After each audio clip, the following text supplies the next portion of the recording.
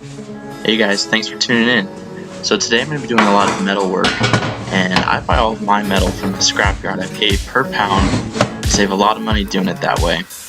So I'm sure you might be a little confused by how I'm cutting it. This is just a normal wood cutting miter saw, but what I've done is converted it to cut metal.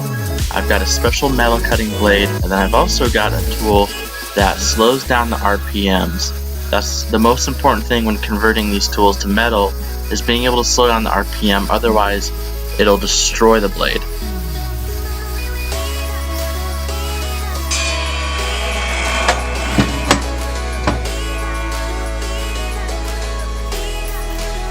So here's a quick tip.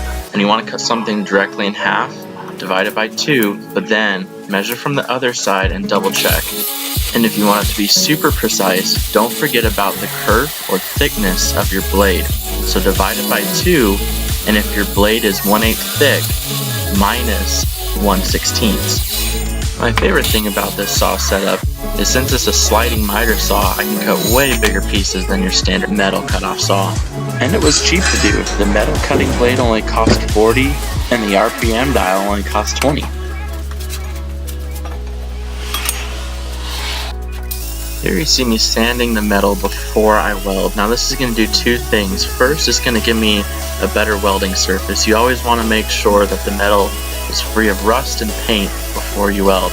Otherwise, you're just not going to have good contact between the metals. But also, it's going to save me time, because it's a lot easier to do this sanding before it's welded into your final piece and you have curves to work around. Same thing with drilling holes. If you know where they need to be, do it before you weld, and it's going to save you time.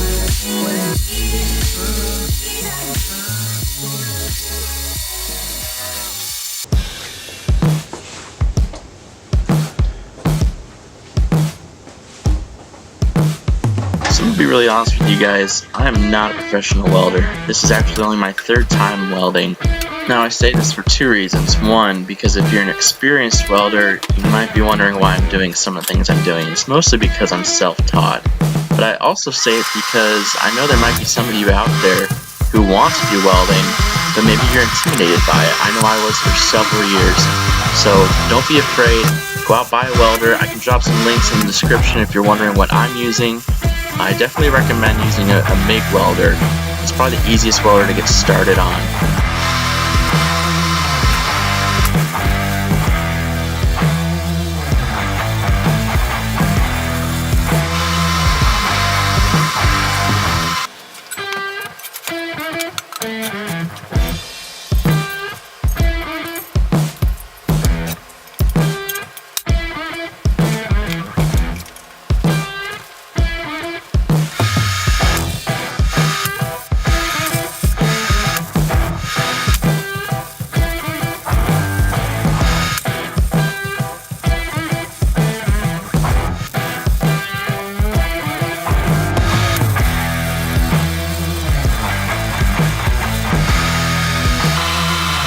So in this shot, you'll notice that I'm welding upside down. And no, it's not because I forgot I couldn't flip the piece right side up. It's because, like I said, I'm new at welding, and I want to practice my skills. And I actually just bought a 1969 Chevy C10 that I'm going to have to do some welding on. So now I've got a little practice in before I get started on my truck. Let me know in the comments below if you guys would like to see some videos on that project.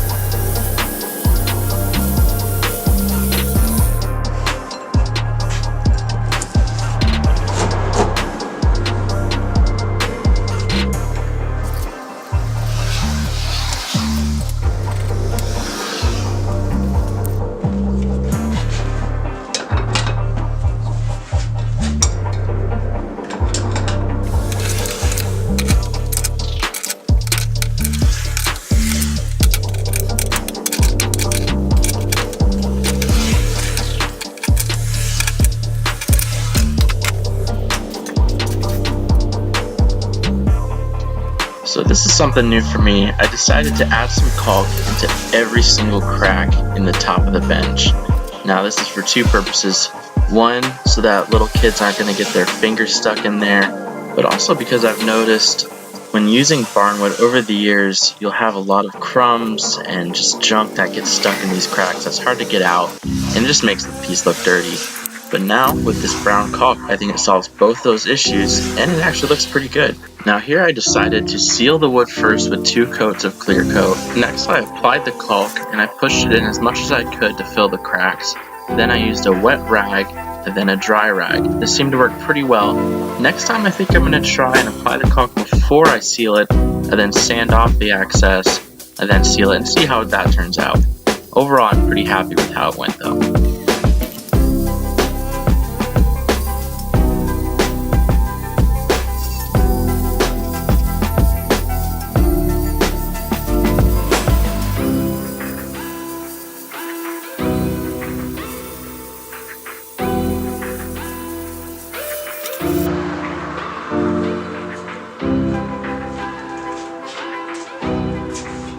Unfortunately, I noticed that bottom flat piece warped just a little bit during the welding process. I'm sure that just has to do with all the heat being on one side of that piece. So here I am using my propane torch to heat up the metal, and then I'm going to try and bend it back to straight. And thankfully, with a bit of heat and a bit of pressure, it was able to straighten right out.